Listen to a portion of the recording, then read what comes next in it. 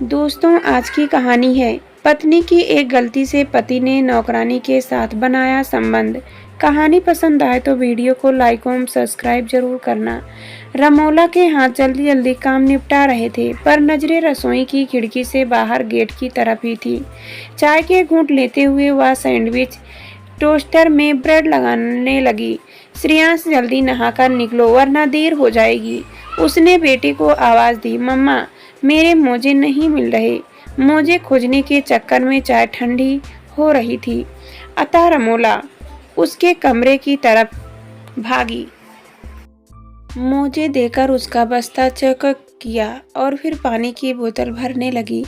चलो बेटा, दूध, कॉर्नफ्लेक्स जल्दी खत्म करो, या केला भी खाना है। मम्मा, आज लंच बॉक्स में क्या दिया है? श्रेयांश के इस सवाल से वह घबराती थी, अतः धीरे से बोली, सैंडविच। उफ, आपने कल भी यही दिया था। मैं नहीं ले जाऊंगा। रोहन की मम्मी हर दिन उसे बदल बदल कर चीजें देती है लंच बॉक्स में। श्रेयांश पैर पटकते हुए बोला, मालती दीदी 2 दिनों से नहीं आ रही है। जिस दिन वह आ जाएगी मैं अपने राजा बेटे को रोज नई नई चीजें दिया करूंगी, उससे बनवा कर। अब मान जा बेटा। अच्छा, ये लो रुपए, कैंटीन में मनपसंद का कुछ खा लेना। रोहन की गृहिणी मां से मात खाने से बचने का अब यही एक उपाय शेष था। सोचा तो था कि रात में ही कुछ नया सोच श्रेयांश के लंच बॉक्स की तैयारी करके सोएंगे, पर कल दफ्तर से लौटते लौटते इतनी देर हो गई कि खाना बाहर से ही पैक करा कर लेती आई। खिड़की के बाहर देखा, गेट पर कोई आहट नहीं थी। घड़ी देखी, 7 बज रहे थे। स्कूल बस आती ही होगी। बेटे को पुकारते हुए जल्दी जल्दी सीढ़ियां उतरने लगी। ये बाइयां भी अपनी अहमियत खूब समझती हैं, अतः मनमानी करने से बाज नहीं आती। मालती पिछले 3 सालों से उसके यहाँ काम कर रही थी। सुबह 6 बजे ही हाजिर हो जाती और फिर रमोला के जाने के वक्त 9 बजे तक लगभग सारे काम निपटा लेती। वह खाना भी काफी अच्छा बनाती थी। उसी की बदौलत लंच बॉक्स में रोज नए नए स्वादिष्ट व्यंजन रहते थे। शाम 6 बजे उसके दफ्तर से लौटते वह फिर हाजिर हो जाती। चाय के साथ मालती कुछ स्नैक्स भी जरूर थामती। मालती की बदौलत ही रोमेला घर के कामों से बेफिक्र रहती थी और दफ्तर में अच्छा काम कर पाती। नतीजा 3 सालों में 2 प्रमोशन।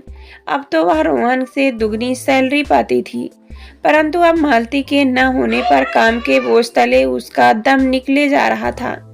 बढ़ती सैलरी अपने साथ बेहिसाब जिम्मेदारियां लेकर आ गई थी। हाँ, साथ ही साथ घर में सुख सुविधाएं भी बढ़ गई थी। तभी रोहन और रमोला इस पॉश इलाके में इतने बड़े फ्लैट को खरीद पाने के समझ हुए थे। मालती के रहते उसे कभी किसी और नौकर या दूसरी कामवाली की जरूरत महसूस नहीं हुई थी। लगभग उसी की उम्र की औरत होगी मालती और काम बिल्कुल उसी लगन से करती जैसे वह अपनी कंपनी के लिए करती थी। इसी से रमोला हमेशा उसका खास ध्यान रखती और घर के सदस्य जैसे ही सम्मान देती। परंतु इधर कुछ महीनों से मालती का रवैया कुछ बदलता जा रहा था। सुबह अक्सर देर से आती या ना भी आती। बिना बताए 2-2, 3-3 दिनों तक गायब रहती। अचानक उसके न आने से रमोला परेशान हो जाती। समयाभाव के चलते रोमेला ज्यादा इस मामले में पड़ नहीं रही थी। मालती की गैर मौजूदगी में किसी तरह काम हो ही जाता और फिर जब वह आती तो सब संभाल लेती।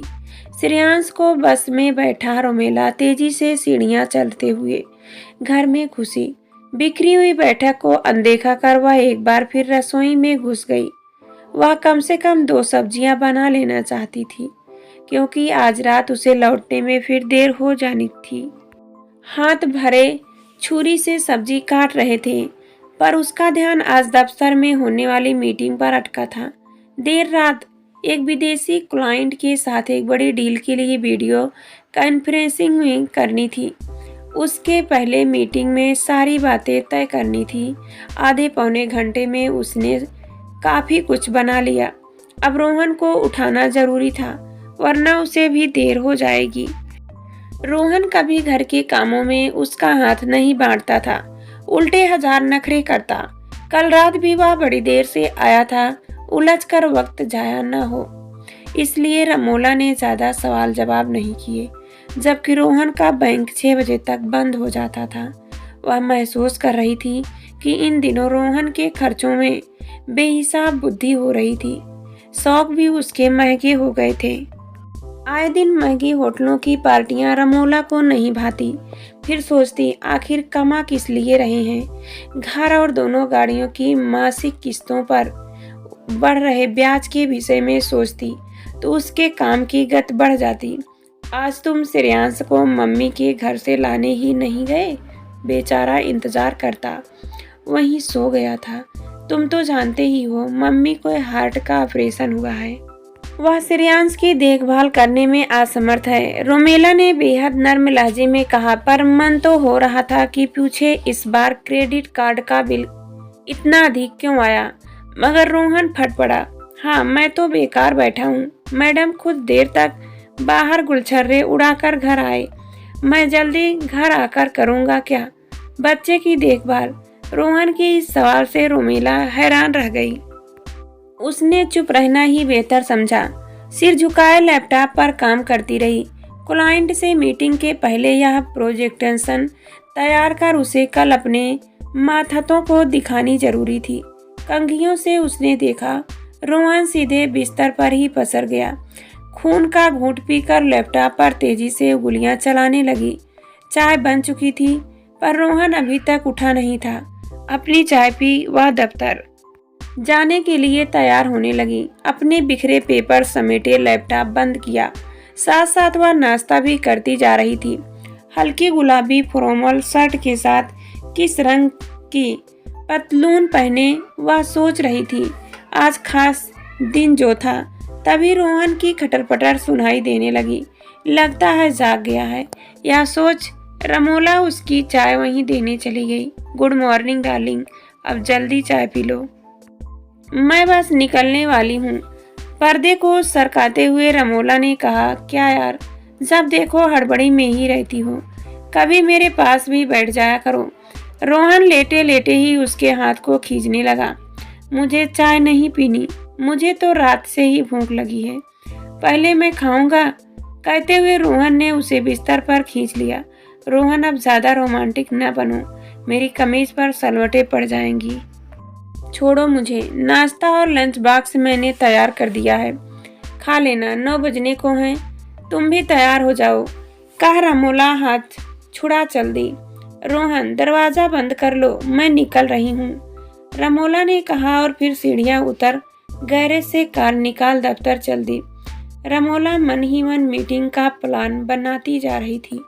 उमेश को वह वीडियो कॉन्फ्रेंसिंग के वक्त अपने साथ रखेगी। दफ्तर के गेट के पास पहुंच उसे ध्यान आया कि लैपटॉप, लंच बॉक्स सहित जरूरी कागजात वह सब घर भूल आई है। आज इतनी दौड़ भाग थी, सुबह से ही निकलते वक्त तक मन थक चुका था। रमोला ने कार को घर की तरफ घुमा दिया। कार को सड़क पर ही छोड़ वह तेजी से सीढ़ियां चढ़ने लगी। दरवाजा अंदर से बंद न था, हल्की थपकी से ही खुल गया। बैठक में कदम रखते ही उसे जोर जोर से हंसने की आवाजें सुनाई दी। ओह मीतू रानी, तुमने आज मन खुश कर दिया, सारी भूख मिट गई। Meetu you are great, Rohan की आवाज थी। साहब जी आप भी ना, तो मालती आ चुकी है। रोहन उसे ही मीतू बोल रहा था, पर इस तरह सोच। रमोला का सिर मानो घूमने लगा, पैर जड़ हो गए, जबान तालू से चिपक गई। उसकी बची खुची होश की हवा चूड़ियों की खनखनाहट और रोहन के ठहाकों ने निकाल दी। वह उल्टे पांव लौट गई, बिना लैपटॉप लिए ही जाकर कार में बैठ गई। उसके तो पांव तले से जमीन खिसक गई थी। मेरी पीठ पीछे ऐसा कब से चल रहा है, मुझे तो कुछ पता ही नहीं चला। रोहन मेरे साथ ऐसी बेवफाई करेगा, मैं सोच भी नहीं सकती। घर संभालते संभालते महरी उसके पति को भी संभालने लगी। मालती की जुर्वात पर वह तड़प उठी कि कब रोहन उससे इतनी दूर हो गया। वह तो हमेशा हाथ बटाता था, मैं ही झिड़क देती थी। उसके प्यार इजहार की भाषा को मैं खूब अनदेखा किया। रोहन को इस गुनाह के रास्ते पर धकेलने वाली मैं ही हूँ। साथ साथ तो चल रहे थे हम, अचानक यह क्या हो गया? शायद साथ नहीं, मैं कुछ ज्यादा तेज चल रही थी, पर मैं तो घर, पति और बच्चे के लिए ही काम कर रही हूँ। उनकी जरूरतें और शौक पूरा हो, इसके लिए दिन रात घर बाहर मेहनत करती हूँ। क्या रोहन का कोई फर्ज नहीं? वह अपनी अयाशी के लिए बेवफाई करने से छूट रखता है। विचारों की अंधड़ में घिरी कार चला वह किधर जा रही थी, उसे होश नहीं था। बगल की सीट पर रखे मोबाइल पर दफ्तर से लगातार फोन आ रहे थे। एक बहुराष्ट्रीय कंपनी की बेहद उच्च पदासीन रमोला अचानक खुद को हारी हुई, लूटी पिटी, असहाय महसूस करने लगी। उसे सब कुछ बेमानी लगने लगा कि कैसी तरक्की के पीछे वह भागी जा रही है। उसे होश ही न रहा कि वह कार चला रही थी। जब होश आया तो खुद को अस्पताल के बिस्तर पर पाया। सिराहने रोहन और श्रेयांश बैठे थे। डॉक्टर बता रहे थे कि अचानक रक्तचाप काफ़ी बढ़ जाने से ये बेहोश हो गई थी। कुछ दिनों के बाद अस्पताल से छुट्टी हो गई। उमेश और जितेश दफ्तर से उससे मिलने आए थे।